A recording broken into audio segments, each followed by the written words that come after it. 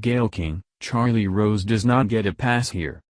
When Norah O'Donnell and Gayle King came on CBS This Morning Tuesday, they were upfront in addressing the multiple sexual harassment allegations that have been made against their co-anchor Charlie Rose. "Let me be very clear. There is no excuse for this alleged behavior," O'Donnell began, according to The Hollywood Reporter. Rose, of course, was not present on the show Tuesday morning. CBS had suspended him Monday night, following a stunning report in The Washington Post. 8 women, who worked for the veteran TV journalist's eponymous Charlie Rose show, told the Post about incidents of alleged sexual harassment that took place between the late 1990s and 2011s.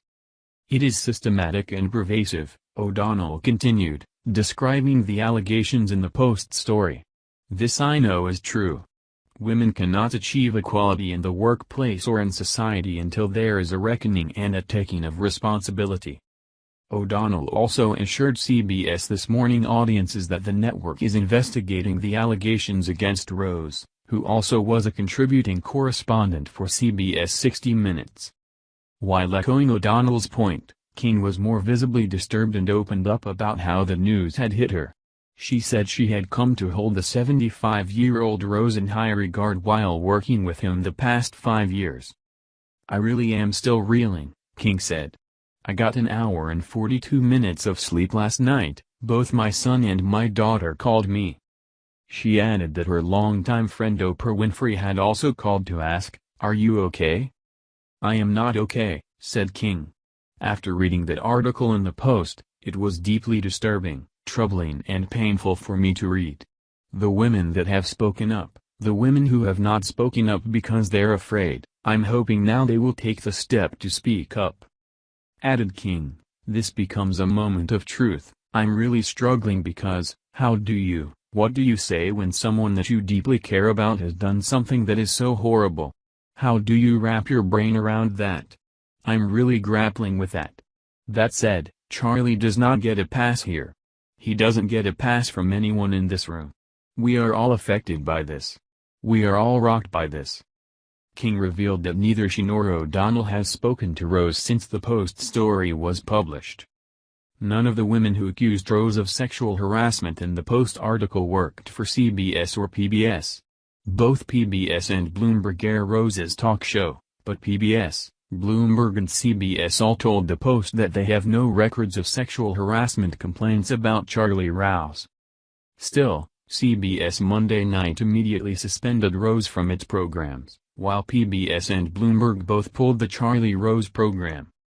The Washington Post reported that Rose alternated between fury and flattery in his interactions with the women who worked for him on his highly regarded interview program.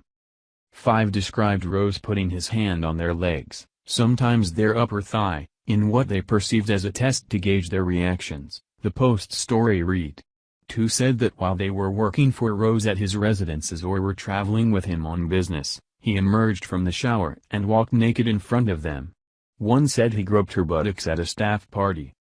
The allegations in the Post article were from women who worked on his acclaimed interview show, which is solely owned by Rose and has no formal human resources structure. Multiple victims told the Post that they reported Rose's conduct to the show's executive producer Yvette Vega, but she shrugged off the behavior as Charlie being Charlie. It's unclear now how Rose will ever return to the air. In a statement issued to the Post and other media outlets, Rose apologized for his behavior and said he was greatly embarrassed, though he questioned whether some of the descriptions of his behavior were accurate. "In my 45 years in journalism, I have prided myself on being an advocate for the careers of the women with whom I have worked," he said. Nevertheless, in the past few days, claims have been made about my behavior towards some former female colleagues. He continued, "It is essential that these women know I hear them and that I deeply apologize for my inappropriate behavior. I am greatly embarrassed. I have behaved insensitively at times, and I accept responsibility for that, though I do not believe that all of these allegations are accurate. I have learned a great deal as a result of these events, and I hope others will too," he concluded. "All of us, including me, are coming to a newer and deeper recognition of the pain caused by conduct in the past, and have come to a profound new respect for women and their lives.